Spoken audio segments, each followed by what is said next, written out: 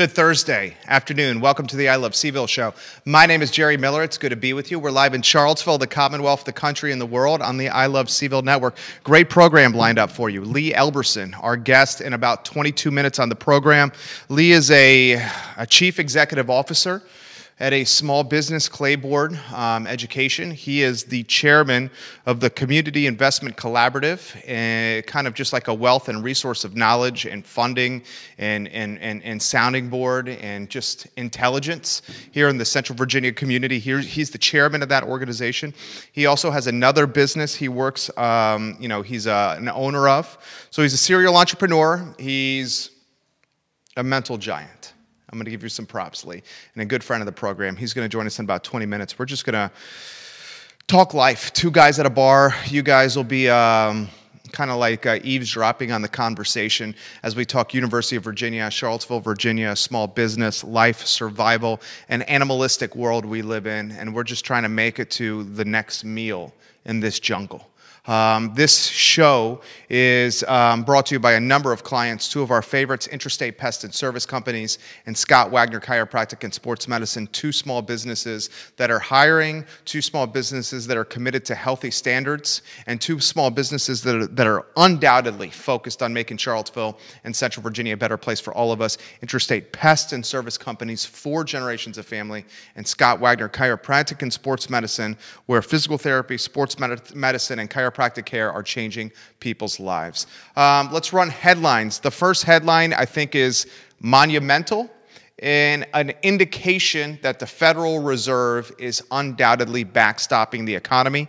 Judah, NBC 29 headline, Judah Wickhauer, our director. Thank you, Judah. Banks have loaned Virginia small businesses $12.7 billion with a B, $12.7 billion in federal loan relief money so far. Worth repeating, banks have loaned Virginia small businesses $12.7 billion with a B dollars in federal loan relief money.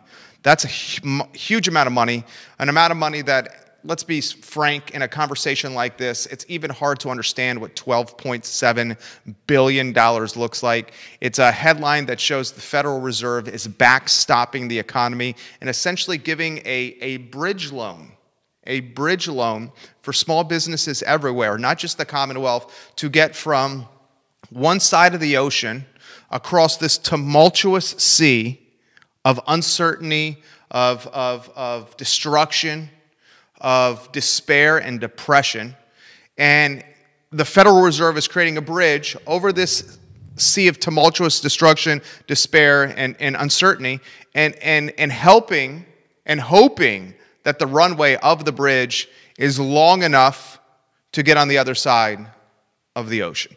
So $12.7 billion, and that includes the second round of PPP money. That's monumental. It's monumental. And it's an indication we truly don't know what the economy from a macro standpoint is really about. Isn't it crazy? Here's an interesting statistic for you. The NASDAQ, okay, one of the stock exchanges, the NASDAQ today is positive for 2020. I'm jumping to the end. Get that headline up if you could, Judah. The NASDAQ is positive for 2020. I want you to think about that. Today, the NASDAQ went green and positive for this year, despite a historic pandemic of epic proportions that mankind has never seen. One of the major stock exchanges is green and positive for the year. That's nuts. The temperature that's on the street when we walk out of our house and our business, or we walk out of our neighbor's house, or whatever it is, the temperature outside at the local level is so different than the temperature on Wall Street. Wall Street is betting on the Federal Reserve backing, continuing forever. And people in local municipalities like Charlottesville are like, guys, what the hell is happening here? A new jobless numbers came in, and we have another 3 million Americans out of work or on the unemployment line. That means over 33 million Americans are out of work. So I scratch my head in front of this microphone. I scratched my head while taking a shower this morning, while listening to the financial markets on the news, and I ask myself this: there's over 33 million Americans that are out of work. Fact. At least on May 7th at 12:38 p.m. There's over 33 million Americans out of work. Yet the NASDAQ is green and positive for 2020. That's nuts. Huge gap happening here. Let's go to the next story. I did find it intriguing, the $12.7 billion from the Federal Reserve to Virginia small businesses. The next story is the future of the East Market Street parking garage. This was on the bottom of a Daily Progress story, and the Daily Progress is doing a good job with a skeleton staff that has been furloughed by Lee Enterprises and is basically asking the newspaper of record in Charlottesville, Virginia, to operate in a shadow of its former self. Still, the news must be produced, and still the paper must be created and delivered. Today, we see a phenomenal story. Thank you, Judah, for putting the headline on screen. So much value for watching the live version. And give it a like, give it a share. Today, we see in an article in the Daily Progress that the East Market Street parking garage, a controversial topic, a controversial garage. What side of the fence are you on? Put it in the stream right now. Leave a comment in the stream.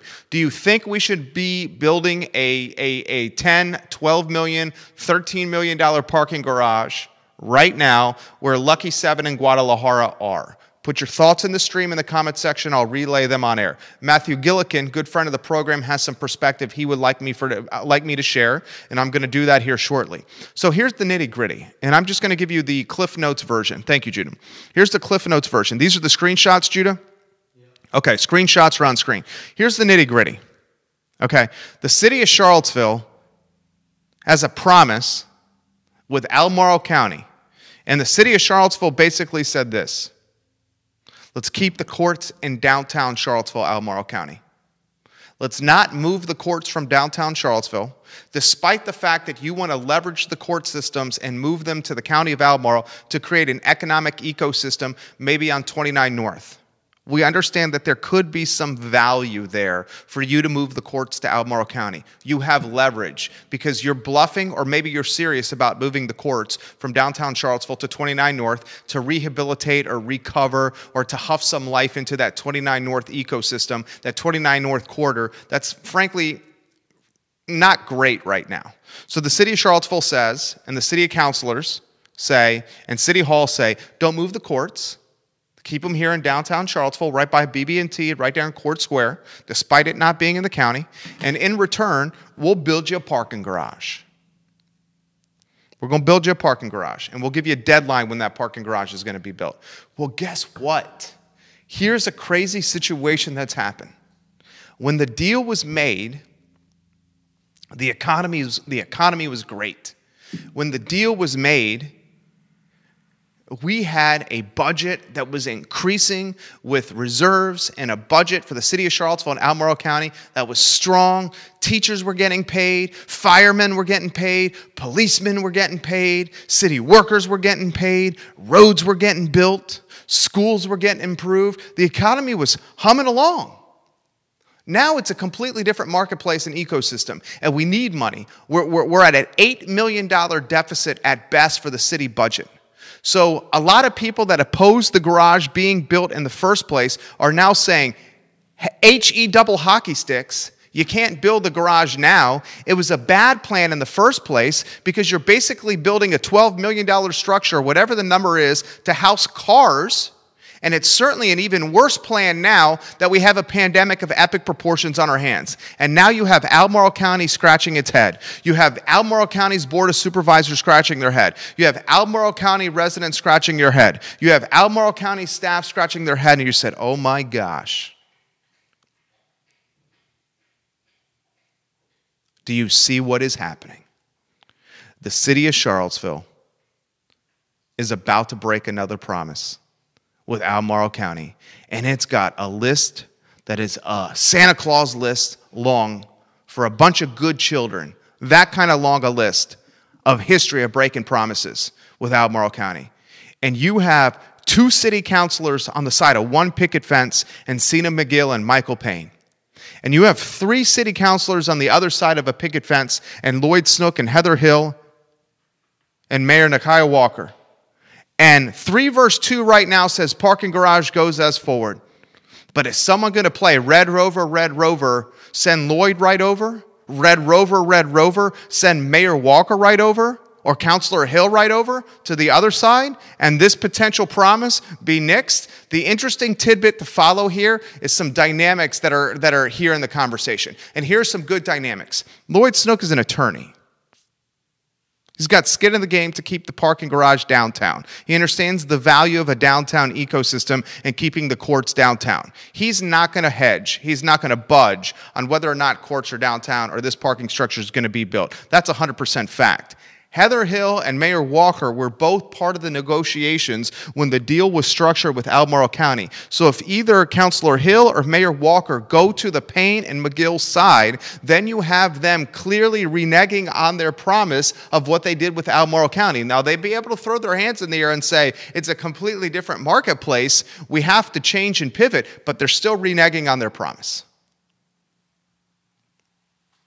They're still reneging on their promise. Give it a like, give it a share. Matthew Gillikin says this, and I promised, I told him I would relay this on air. And Matthew Gillikin, I can say, is a concerned dad, activist, and a good friend of this program. He says this: Lloyd Snook needs to have a bigger vision of the downtown parking garage. Okay? He says, the East Market, one of Lloyd's talking points during his campaign was how much tax money the city would lose because of West 2nd and the Dewberry, and because the Dewberry did not get complete on the downtown mall. Here's a supporting project that will result in the city missing out on lots of tax revenue on the East Market properties because it won't be developed to anywhere near its potential. Interesting take right there from Gillikin. Lee Elberson joins us in about 10 minutes. Give it a like, give it a share. We'll get to some of these comments here shortly. Another headline I think you need to follow comes from Jim Duncan of Nest Realty and his blog, realcentralvirginia.com, realcentralva.com. Someone tap Jim Duncan on the shoulder that's watching this show. Someone tap Jim Duncan or Greg Slater and tap him on the shoulder and say, and tag him in the stream. Jim Duncan's not on Facebook, or I would tap him myself. Someone let Jim Duncan know I'm talking about his blog here and giving him some props. Okay, so he puts this out today. What does the contract data say in Charlottesville and Albemarle about April 2020? Contract data. He's talking real estate. We have it on screen. We have the graphic on screen, Judah? We do. Contract data. We're not talking about closes. We're talking about contract data here. It's on screen. Interestingly, April 2020, contracts written by month, 313. April 2019, 437. So you see a dip of what, 124. 124 is an astronomical dip. I thought it would be more. I think a dip of 124 is a big dip. I thought it would be more. Short takeaways from Jim Duncan. If you're a buyer or seller, ask questions, challenge the data. The information provided here is a guide to asking questions. He's basically saying this is a starting point. This is an important stat. Contract data is somewhat of a better indication than closed data, as April closings reflect contracts written 30 to 60 days prior. That's why you can ignore the Q1 report from CAR. That's why when I want to talk about what this marketplace is like from a real estate standpoint, I'm looking at contract data, not closings, because closings are a reflection of 40 to 90 days in the rears. Let's see what's going under contract. Let's check days on market.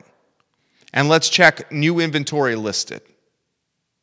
Those are the kind of things I'm looking at when judging the health of a real estate market. Interesting. I thought I'm putting it out there. I'm going to ask some real estate agents this question. This is Jim Duncan, Real Central Virginia. 2019, April, 437 contracts written by month in Charlottesville and Albemarle. 2020, April, 313 contracts written in the month in Charlottesville and Albemarle. It's a good headline. It's a good stat.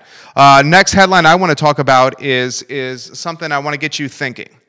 And I don't know the answer to this. Who said this? I was having the conversation with somebody on the I Love CVille network about this, and I hope she's watching. Madeline Marr, is it Marr? Said this yesterday on the show in a comment section. There is tremendous courage in saying, I don't know what to do. And she was referencing in regards to Jim Ryan and how we haven't heard anything about the president and the University of Virginia and what's to happen in the fall semester. So I'm going to say a similar thing. There's tremendous courage in saying, I don't know the answer to this. I don't know the answer to this. And here's the question I have for you. What will COVID-19 and this pandemic do to this dynamic or crossroads?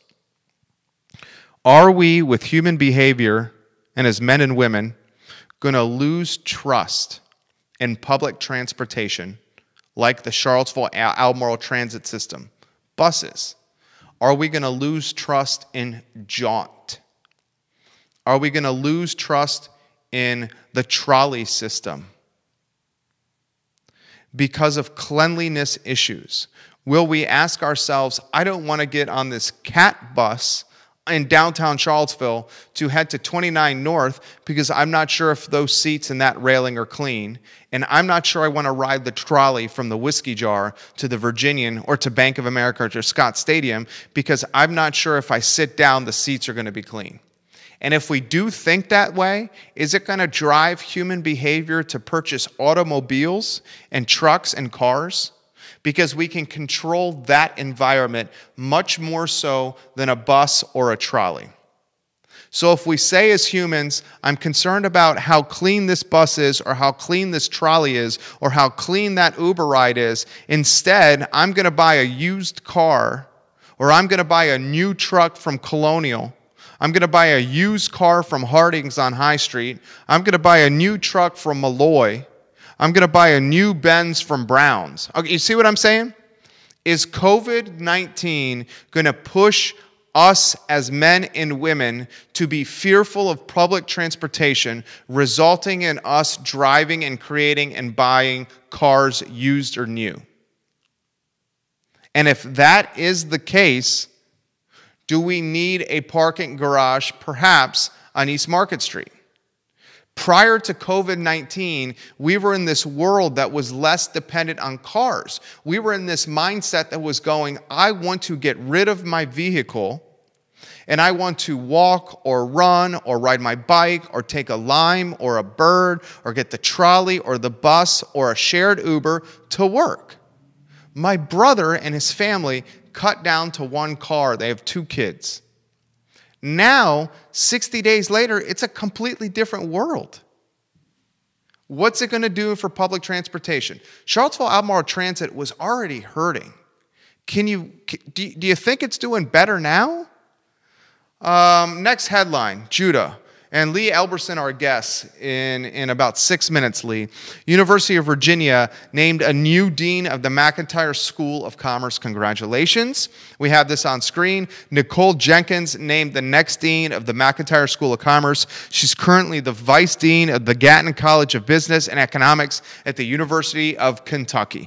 Welcome to the University of Virginia. Welcome to the machine. You're in a very important position as the dean of the business school on grounds at the University of Virginia. Nicole Jenkins, that's a bit of news that came out of the machine today. I touched on this already, and before we get Lee on the line, and Judah, I'm going to get him on the line in about 20 seconds. The NASDAQ is at an all-time high for 2020. At the same day, we see an additional 3 million plus Americans out of work, taking the number of unemployed Americans on the unemployment line to over 33 million. On the same very day, the NASDAQ goes green and is positive and is at an all-time high for the year of 2020. That is a microcosm of the wealth gap in our country. The street is doing well. Wall Street. The street in Charlottesville, not so much. Not so much. I'm calling Lee, Judah. The phone is ringing now. Lee Elberson, the Chief Executive Officer of Clayborne Education, the Chairman of the Community Investment Collaborative here in Charlottesville and Central Virginia. It is ringing, Judah. We'll let you know when we get Lee on the line. He's a practical thinker, a man of math and numbers, and just a guy that I trust his voice of reason. I'm excited to welcome him on the show. Lee, if you're listening, we literally are calling you as we speak.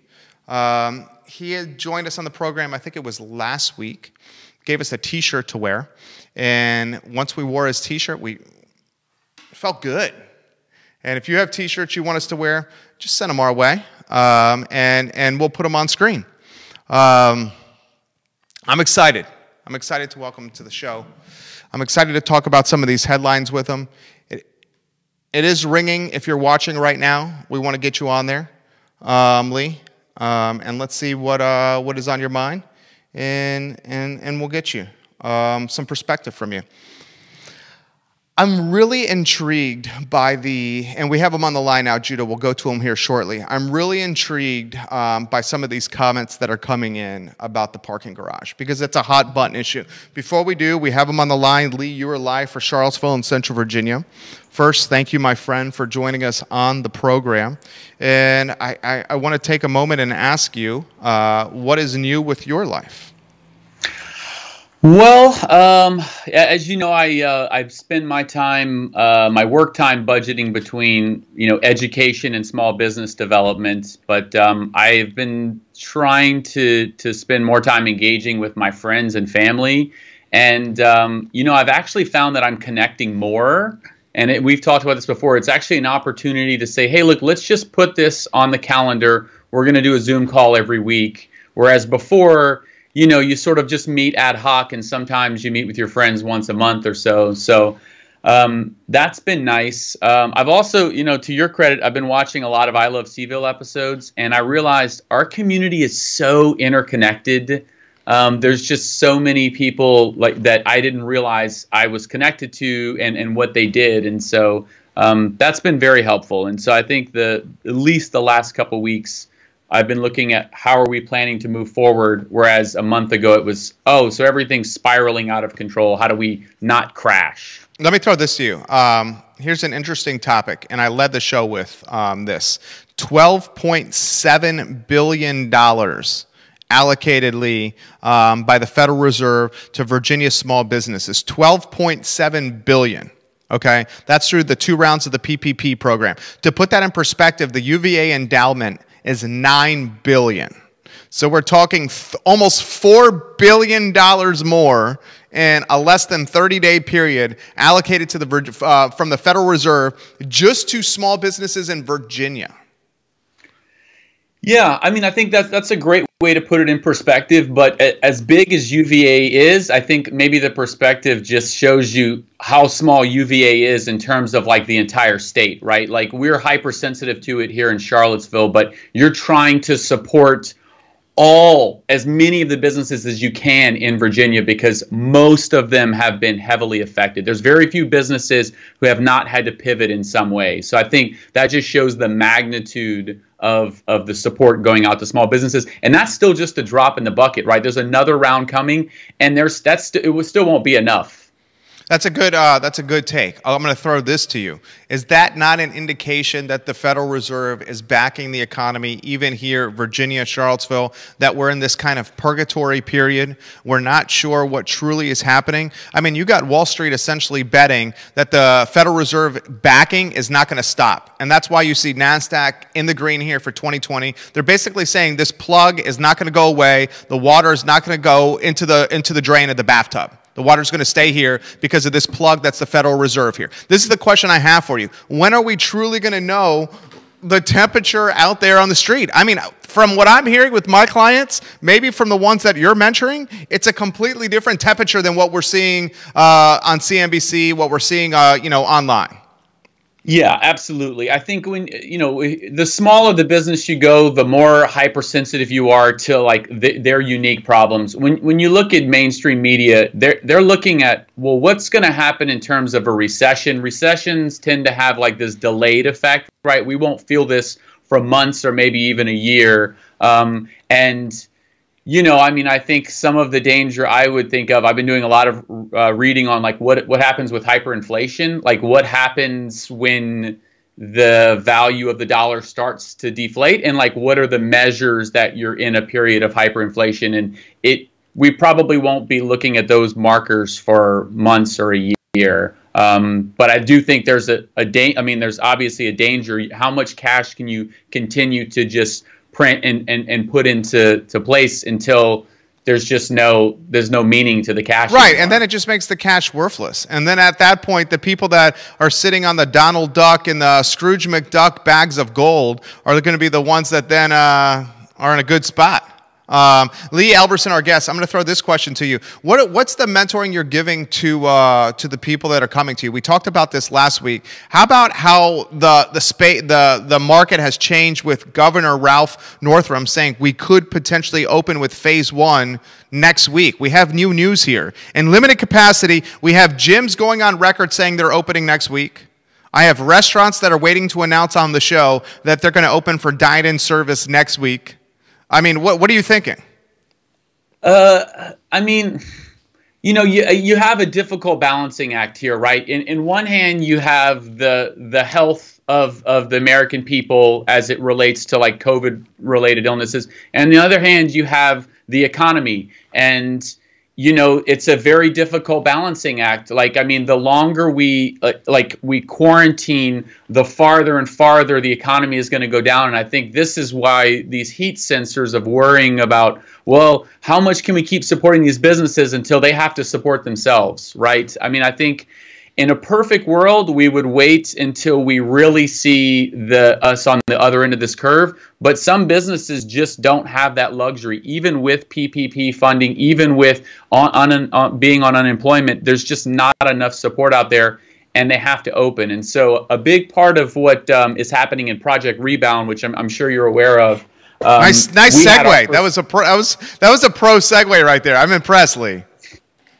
Well, hey, I told you I've been watching your show a lot, so I've been taking cues from you, man. By the way, love the podcast. Thank you. So I think one of the things we were trying to address in Project Rebound is how do businesses open safely, and what does safety mean? I mean, it's gonna vary wildly depending on the clients you serve. And so one of my recommendations was, I mean, you obviously need to adhere to CDC guidelines and the state's guidelines. But outside of that, we're going to be in this nebulous region where, should we open or should we not open? And I think each business is going to have to make the value proposition to your customers to say, this is what we're doing to protect your safety. If you are a vulnerable population, we're going to offer incentives to not put you in crowded spaces, right? If you're elderly, we will deliver for free or we will do curbside pickup, but we don't want you to put yourself at risk. And here are the safety precautions that we're taking, because there's definitely been some talk batted around about, well, do we need some sort of governing body to push through these local state regulations about like what does safety mean, right? Unless somebody's there policing it, it's just you're just saying that you're safe. So I think that's what the businesses are going to have to do, is make that value proposition to your customers. One of the things people have said on about the show is we take complicated subjects and we just take them in approachable terminology. So let's take it this way. Lee, you are a talented guy, successful guy, have a beautiful better half. You guys are going on a date or you're going out with some friends to a restaurant locally. Okay? What do you want to see from that business when you walk in the door? Well, I'd like to see, social distancing implemented, right? I mean, I think any businesses that is opening up this week, that it shouldn't be exactly the way it was 3 months ago. The tables need to be spaced out. I need to see appropriate PPE gear. And then, I also want to, again, see them encouraging us to limit our exposure as much as possible, right? It usually costs more to have it delivered, but if I'm in a vulnerable population, am I being incentivized to stay home? And businesses that are taking those safety precautions, I'm more likely to see those that's in an ideal world. Honestly, I'm trying to support, under-resourced businesses as much as I can. That's a big part of what we do at CIC. And like I mentioned last time, they are being hit the hardest. So I think we're doing our best to support those businesses. We have all CIC businesses for our wedding. All of our caterers and photographers, they are all CIC businesses. And so we're in constant contact with them to say, what do you need to still be surviving in a few months? I love it. Not just for us personally, but for them. Sure. Do we think, here's a really important question that I think is not being covered. And what I don't think is being covered is people saying, if we open, and we open next week in a limited capacity, what is the response from the community going to be? And I think as leaders in our community, you mentor a lot. I'm literally on the phone now with our clients having this conversation. If you choose to open next week, let's come up with a brand, PR, and an approach, a strategy, okay? Because I'm concerned that there could be backlash, and there's got to be a plan in place to manage that backlash. I hope the community does not respond that way, but we can't predict the future. Yeah, I mean, we're in a really difficult position right now because there's not adequate testing out there. If we had appropriate testing, that we got the test back within 24 hours and we could trace where things came from, then we would know which businesses were more susceptible. But we don't have that. So a lot of this could be hearsay. So some businesses that open up earlier may become victim to this, right? Like if one of your family members contracts COVID and they say, oh, well, I went to this business that just opened. I think it was from them. Like, I think I saw one of the waiters not wearing a glove or something. And so there's going to be a lot of hearsay. And again, it's our fault as people, as the United States for not putting in place these tests. Yeah, I'm curious. I'm very curious to that. We got comments coming in. Real quick though, Jerry, something I think that we're all talking about, like opening back up the economy, and I think the hope is that like it's a switch, right? It's not going to be that. It's not going to be that. No, it's dependent on consumer spending, and from what I've been reading, consumer spending is down as much as 50%. Okay, can I jump in on that? Let me throw this to you. I'm going to counter. I'm going to counter. Let's go down this road. Consumer spending is down as much as 50%. Okay, the GDP is down. This is what this tells me. If the jobs return sooner than later, we could have a huge portion of the population that spent 60, 90 days stockpiling money, which could create demand once there's consumer confidence again. Good point. What does confidence means a lot of different things to many different investors, and I think the more savvy investors are usually the ones that wait a little bit longer. Like it takes a lot longer to instill that confidence again, and so I think we're going to see a delay in spending. I think opening up the economy now, like if we turned on all the lights this week, I don't know if we would see that confidence restored for months anyway. Which portion of Charlottesville do you think can rebound the quickest?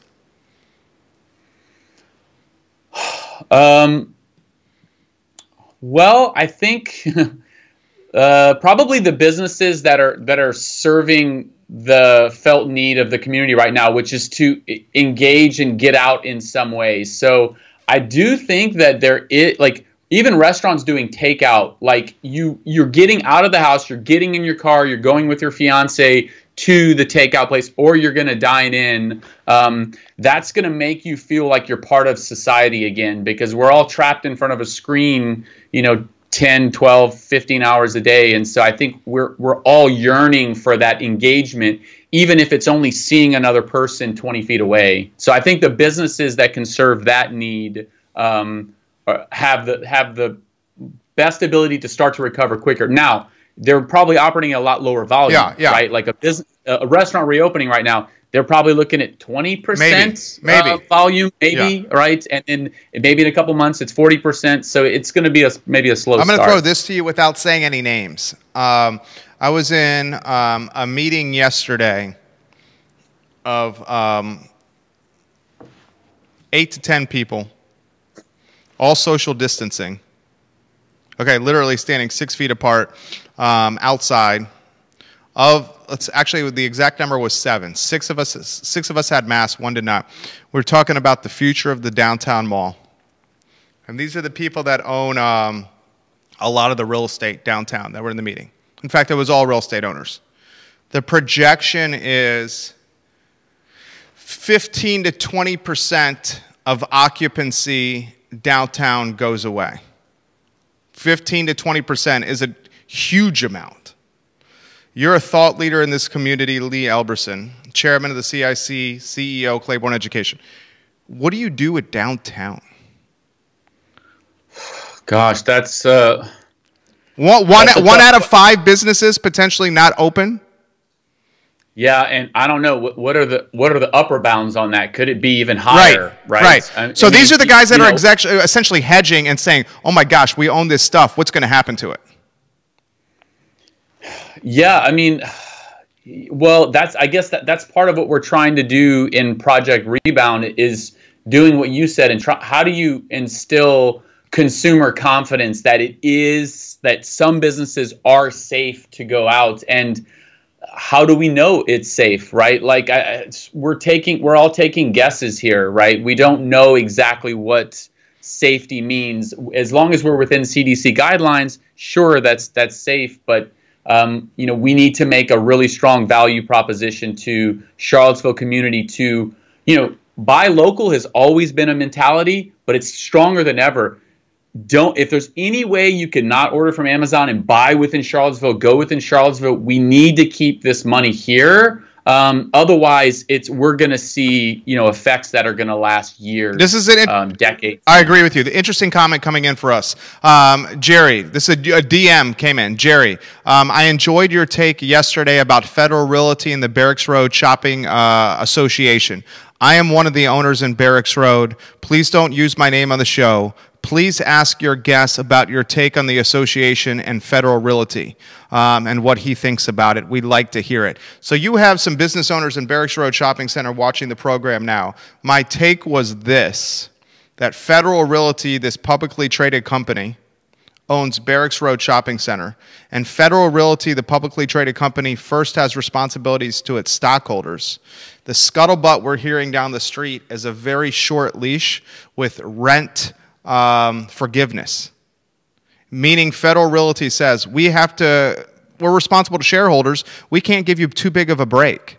The local association of local owners in Barracks Road that's watching now is basically saying we don't have the burn rate to sustain what they're asking for us from an overhead standpoint. So we think we're going to close our businesses unless something changes. So that basically means what they're saying to us here live on air is that Barracks Road, the local guys without the deep pockets, cannot stay alive here in this shopping center with the most expensive price per square foot in Charlottesville.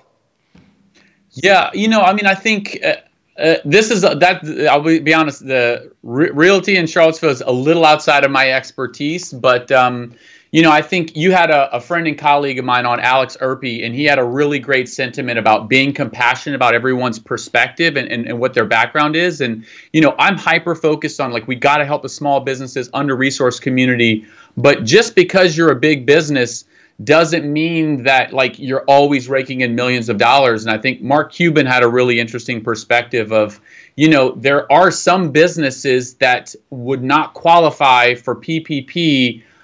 And so as a result, they're forced to collect rent, right? They don't have the luxury of saying, hey, we have some forgiveness program. So, in some ways, should some federal funding, how do those businesses get as much support as they possibly can? And I don't know the answer to that. So if Barracks Shopping Center goes away, I don't think it's going to go away. I don't think it's going to go away. I think, and this is a topic worth considering. And guys, tag in the stream an owner of a local business in Barracks Road Shopping Center. Literally tag them right now. I think Federal Realty must, for 2020, offer significant rent forgiveness for the local businesses, or Federal Realty, a publicly traded company, risks that its Charlottesville position turns into nothing but corporate brands. And if it's corporate major brands that have the balance sheets to withstand a recession like this, then Charlottesville is going to essentially urinate on Barracks Road Shopping Center because we're all about local. Yeah, well, honestly, I mean, you would hope they're smart enough to see that chains don't do really well in here. Charlottesville. I mean, look, yeah, in Charlottesville, right. Yeah, Five Guys couldn't survive on the downtown mall. Think about that. Five Guys it's a urban outfitters. Urban Outfitters. Yeah. We don't like chains here, so they should realize that they need to provide support to these local businesses. And yeah, I guess we need to lobby to them to say, look, as a community, we're going to support these businesses, and we just don't, you know, we prefer to buy local and not in these chain Grace is watching in Crozet. Jerry, I love your show and tune in often, especially since I'm under house arrest. Thank you for having this guest on. Please ask him how Project Rebound can encourage consumer confidence when I'm afraid to take my children out of the house. Excellent question. So that's a big part of what Project Rebound is trying to do. Its aim is to you know, come up with an action plan for small businesses in Charlottesville, and you know how we layer support. So a big piece of it is funding the small businesses. A big piece is mentoring the small businesses, and then the other side of it is, okay, great, you've done all that. How do we make sure that the public feels safe going out? And this is the big question. This is why, you know, I think there was 50 people in the subcommittee yesterday of Project Rebound just working on small businesses, and there's I think 5 or 6 other subcommittees. So there's a lot of great minds in Charlottesville, a lot of people from this show in those meetings, and we have another meeting next week, and we're going to do our best to restore consumer confidence and, you know, find a balance between safety and supporting the community. I have a really good idea. I'd like to relay it to you, and you disseminate with your phenomenal connections and network. I think with the downtown mall that's in tremendous peril right now, Lee, I think if we somehow do an open-air beer garden from the Pavilion to the Omni, only on the main drag, only on, was that Main Street? Not on the side streets. Mm-hmm. From the Pavilion to the Omni, where you could go to a hut in the center of the mall and you could buy a wristband for $2. And then along with that $2 wristband, you got a plastic cup, and you could take the plastic cup to the restaurants on the mall. The $2 goes to the City of Charlottesville to help them with their budget deficit off the top. The plastic cup encourages people to go to the restaurants and buy a beverage, which they can then walk up and down the mall and do some window shopping with. It has to be in a plastic cup. This drives meals tax revenue, which the City of Charlottesville gets a back-end piece of, and it encourages the marketplace to have confidence in coming downtown because we're outside enjoying these beverages as opposed to being elbow to elbow at the bar. I think having an outdoor open-air beer garden from the Pavilion to the Omni with the side streets closed will be phenomenal for this community and could be an idea for Project Rebound. I love the idea, and I think that type of idea is great for getting people out in the community. It's just, what's the safety, like what balance of safety are we finding there, and how do we make sure that those safety procedures are being enforced? So yeah, I think Alex, my fiance, mentioned your beer garden idea the other day. She thought it was a great idea. Yeah, it would be so good. I think we should do that. All right, last question is autonomy to you. You are brilliant and make us better every time. Anywhere you want to go, the show is yours. Anything you want to talk about? Okay, great. Well, I think, I'll follow up with the sort of business support. So CIC is doing great things. The Business Recovery Fund has seen over 70 applications. We're hoping to have a big announcement next week to increase our funding.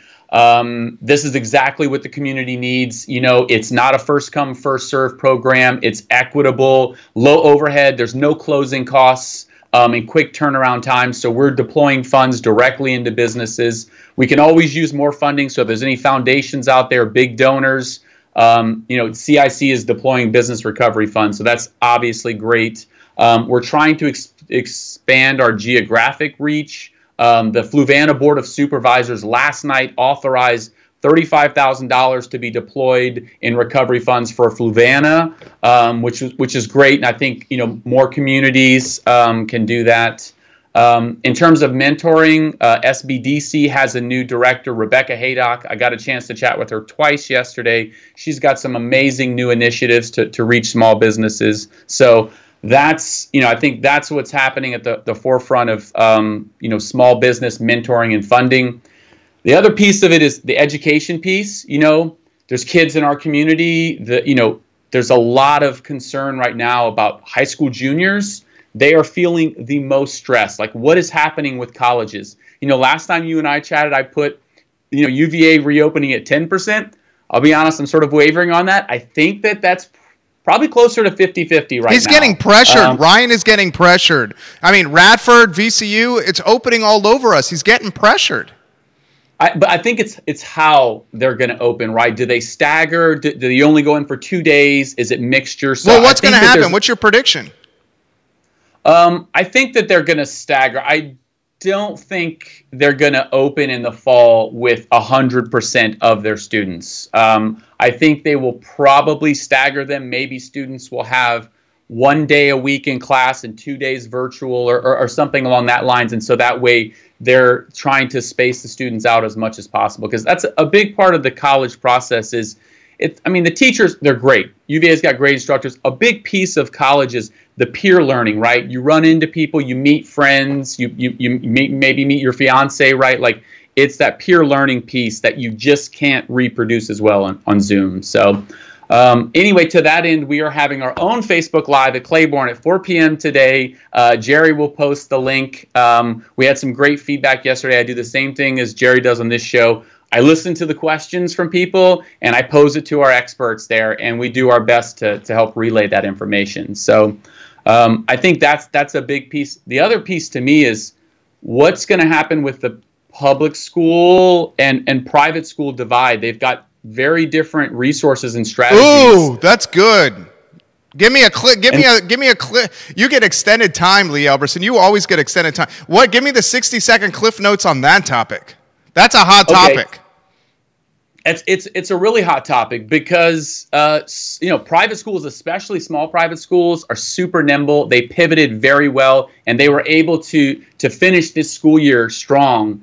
The public schools had a much larger issue, and they're now thinking, how do we plan to how do we prevent the students in this class now from suffering consequences for the next 5 to 10 years, right? That's what they're thinking of. They're not just trying to recoup it for next school year. So does this mean year-round school? Does this mean starting school early? If they do a staggered start, there's a lot of questions. So do we see a spike in private school enrollment because of COVID-19?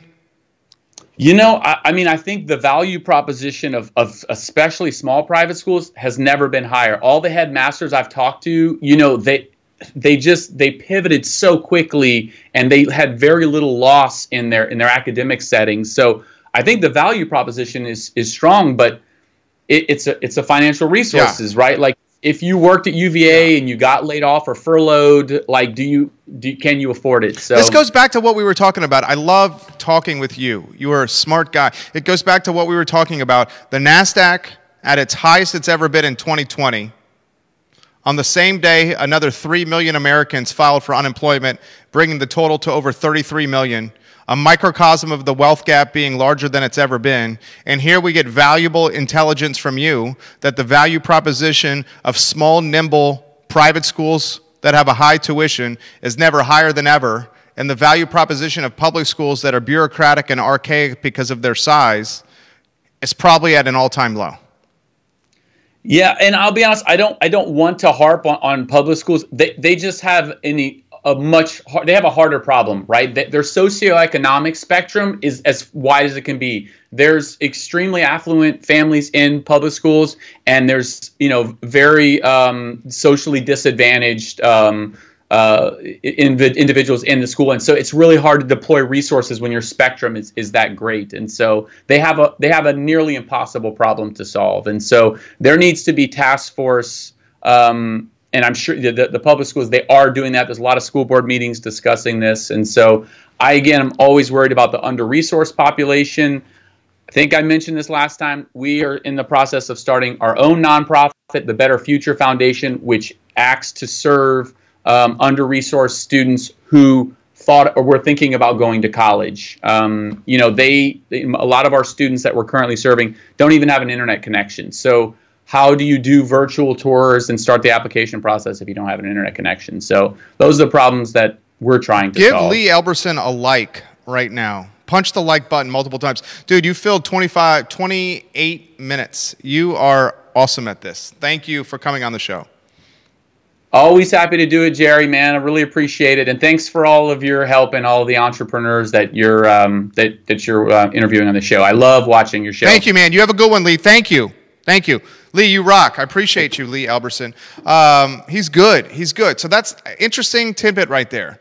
Interesting tidbit. The small, nimble private schools with the smaller student bodies pivoted the school year and finished extremely strong, where the bureaucratic public schools that have tremendous student enrollment and large student bodies stumbled to the finish line.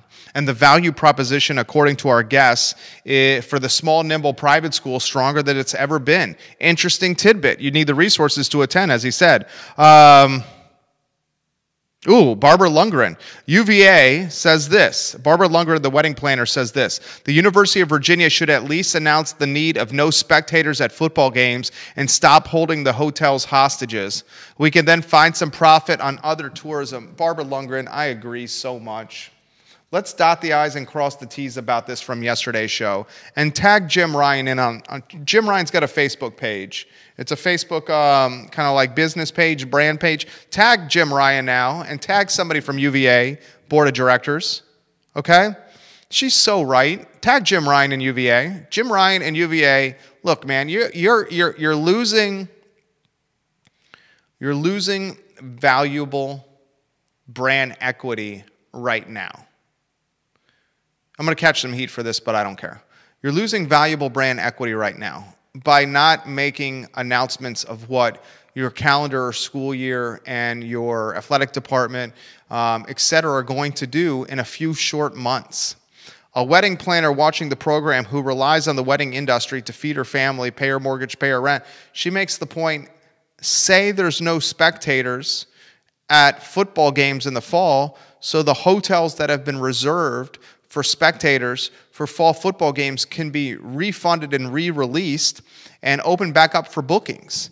Right now, you have, and I don't even want to speculate, okay, the University of Virginia's Scott Stadium, its football stadium, has roughly 60,000 people in attendance. Those 60,000 people, I'm not saying all of them, not all of them, but a lot of them stay in hotels. The hotels in the city of Charlottesville and in Albemarle County and around Central Virginia are continuing to reserve the bookings for the people that are still planning on coming down for Saturdays in Charlottesville for a football game. The concern is that the football season may or may not happen. And if it does happen, it likely will not happen with fans at the stadium. So Jim, President Ryan, needs to go on record and say, here's the plan in regards to boom, boom, boom, boom. And that's going to have a massive trickle-down effect on, say, the hotels like the Oakhurst Inn. How about the Graduate on the UVA corner? And not only from a hotel standpoint. When Jim Ryan makes this announcement, it allows Mark Mincer, who is the second-generation owner of Mincer's athletic wear on the UVA corner, it tells Mark Mincer, I now know what I can do with my space on the UVA corner from a reopening standpoint. I'm only selling my apparel online. I'm not going to open my storefront until the students are on grounds and seasons start back up again. So that's just another example of what happens. Here's another example. What happens to all the housing? If students don't return to grounds, if they do return to grounds, what happens to all the housing that's allocated for the students? They're already under lease. Don't you think their parents are wondering, what the hell am I supposed to do with the payment that's due on August 1 from a rent standpoint with my kid? If you're Mr. and Mrs. Smith and your son goes to UVA from a school in Williamsburg, Virginia, and Mr. and Mrs. Smith have a rent check due on August 1, wouldn't they like to ask the landlord to potentially give a price break or delay rent because fall semester's not starting? I would. Jim's got to step up here. Comments coming in right now. Let's quickly run this headline and we'll close the show. Lee Elberson crushed it today. Thank you, Lee, very much for joining us. This topic has got a lot of attention on the stream.